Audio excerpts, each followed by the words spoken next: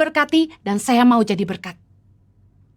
2 Korintus 9 ayat 8. Dan Allah sanggup melimpahkan segala kasih karunia kepada kamu, supaya kamu senantiasa berkecukupan di dalam segala sesuatu, dan malah berkelebihan di dalam pelbagai kebajikan. Seperti ada tertulis, ia membagi-bagikan, ia memberikan kepada orang miskin, kebenarannya tetap untuk selama-lamanya. Saya percaya Tuhanlah yang melimpahkan kasih karunia-Nya kepada kita, sehingga kita berkecukupan di dalam segala sesuatu. Malahan kita berkelebihan di dalam pelbagai kebajikan.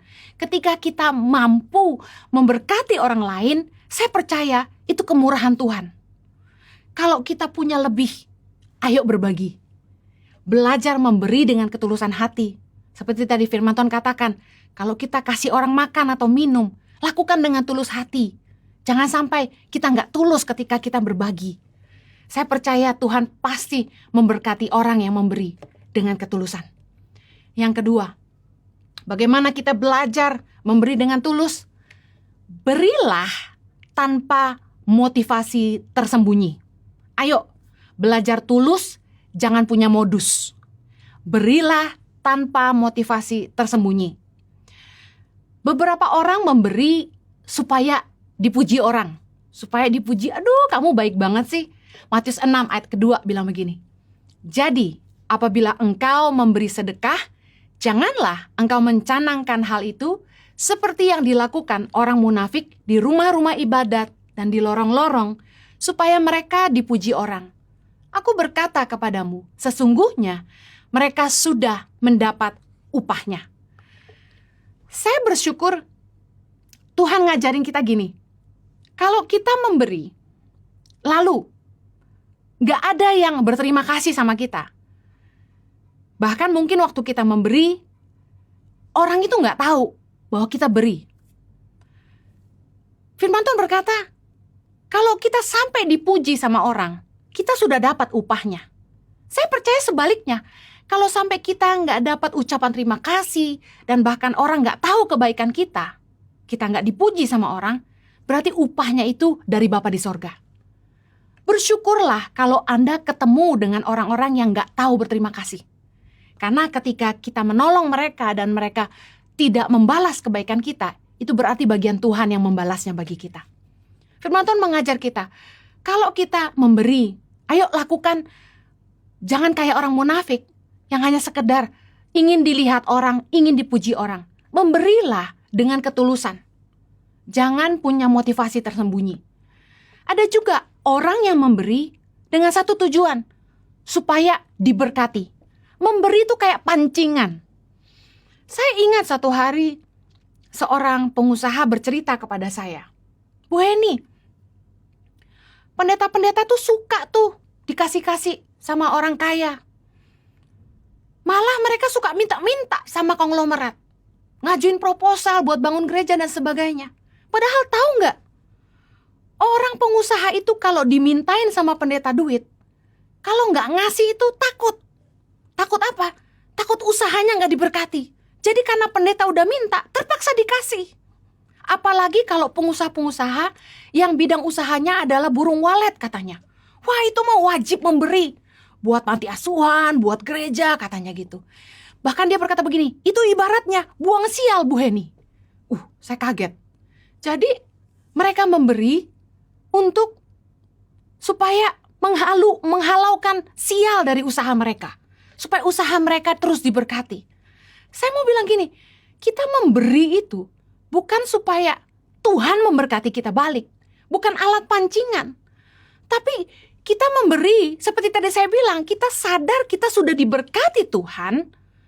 Dan kita mau taat dan mengerti kebenaran bahwa ada benih yang harus kita tabur dan ada roti yang memang untuk kita makan. Mari kita baca ayatnya sama-sama. 2 Korintus 9 ayat yang ke-10 berkata begini. Ia yang menyediakan benih bagi penabur dan roti untuk dimakan. Ia juga yang akan menyediakan benih bagi kamu dan melipat gandakannya dan menumbuhkan buah-buah kebenaranmu. Ayat 11, kamu akan diperkaya dalam segala macam kemurahan hati yang membangkitkan syukur kepada Allah oleh karena kami. Perhatikan ayat ini, Ia yang menyediakan benih bagi penabur dan roti untuk dimakan. Berarti ada benih yang memang untuk ditabur dan ada roti yang untuk dimakan. Menurut saya, ketika kita menabur, itu sudah kewajiban. Karena waktu Tuhan memberkati kita, memang ada bagian yang harus kita tabur kembali, ada bagian yang jadi roti untuk kita makan. Kita nggak boleh serakah. Ketika harta bertambah, jangan sampai hati kita terjerat olehnya, kata firman Tuhan. Kenapa kita harus ngerti ini? Supaya jangan sampai kita punya mindset, waktu kita nabur, Tuhan hutang sama kita.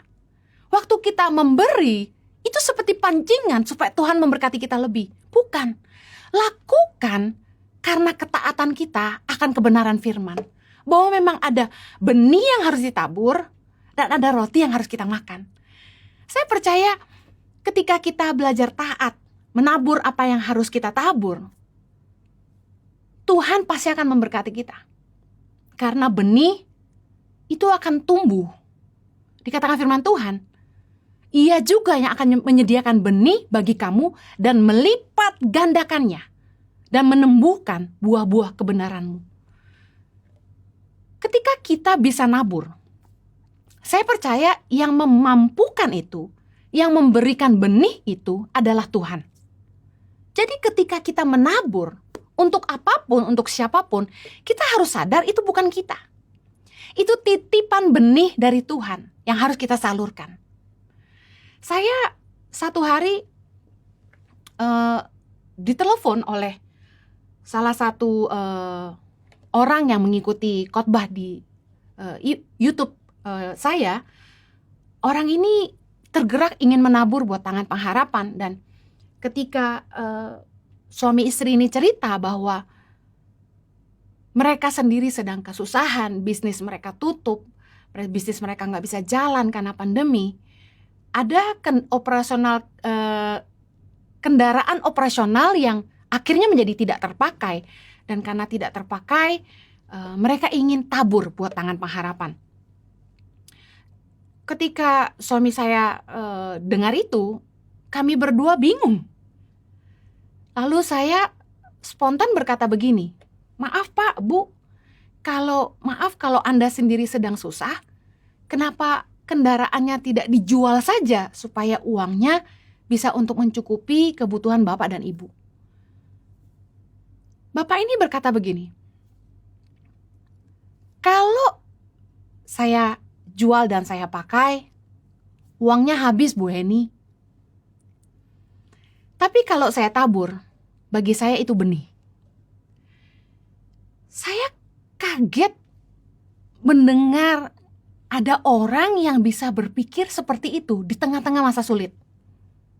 Karena kalau kita sendiri kesusahan, pasti apa yang bisa kita jual untuk kebutuhan hidup, kita jual.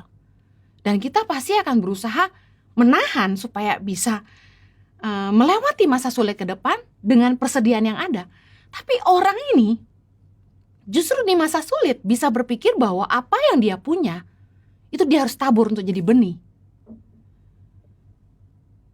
Ketika roti itu kita makan, itu hanya habis dibuang ke jamban. Tapi benih kalau ditabur akan tumbuh kembali. Bahkan Tuhan berjanji akan melipat gandakannya. Saya tahu ini adalah masa sulit. Tapi ketika kita dengan ketulusan hati taat sama Tuhan, belajar ngerti mana yang memang jadi roti untuk kita makan dan mana yang jadi benih untuk kita tabur, kita harus taat memisahkannya dan membagikannya. Saya sama suami bukannya nggak butuh, tapi kami terus taat sama Tuhan, bahwa memang ada bagian dari yang kami terima, gak boleh kami makan, memang harus kami bagi untuk orang-orang. Kami bersyukur, Tuhan itu masih memberikan kepercayaan untuk kita masih punya benih untuk ditabur. Satu kali saya kemarin ini membuat webinar yang judulnya Cintaku Kepontok Corona. Saya baca ada komen di IG yang menuliskan begini dari salah satu anak-anak muda. Mau nunggu yang gratis aja. Ya, saya ngerti mungkin anak muda ini gak punya kerja atau sedang gak punya uang. Tapi ayo punya mentalitas begini.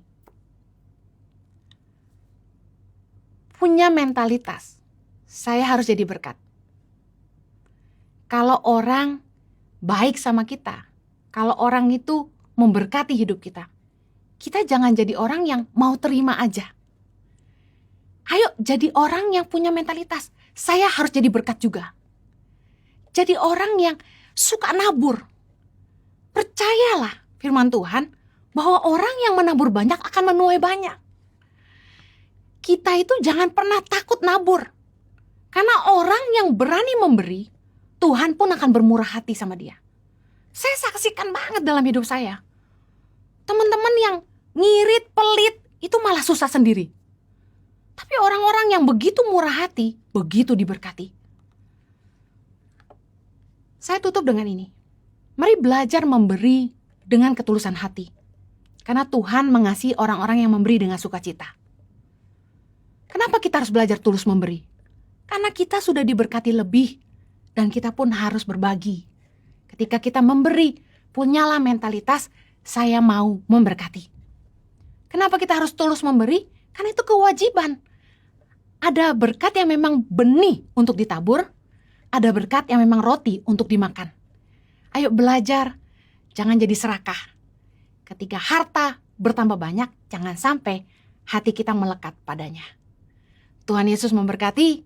Saya berdoa agar di hari-hari Natal ini Anda bisa terus jadi berkat bagi keluarga, bagi orang-orang di sekitar Anda. Berilah dengan ketulusan hati. Daripada terpaksa, mendingan gak usah. Mari kita berdoa. Bapa, hamba-Mu berdoa agar setiap anak-anak-Mu boleh punya mentalitas giver, suka memberi, suka menabur. Ajar setiap kami untuk selalu memberi dengan ketulusan hati. Karena Tuhan mengasihi orang-orang yang memberi dengan sukacita. Kami mau mengucap syukur buat kasih karunia Tuhan, buat apa yang Tuhan sudah percayakan dalam hidup kami. Kami mengucap syukur Tuhan, kalau kami masih dipercayakan benih untuk kami tabur. Terima kasih. Berdoa agar setiap orang yang berkekurangan, Tuhan cukupi. Bahkan anak-anak-Mu yang sudah menabur, Tuhan berkati. Terpujilah nama Tuhan. Demi nama Yesus kami berdoa. Amen. Sampaikan Henny Kristianus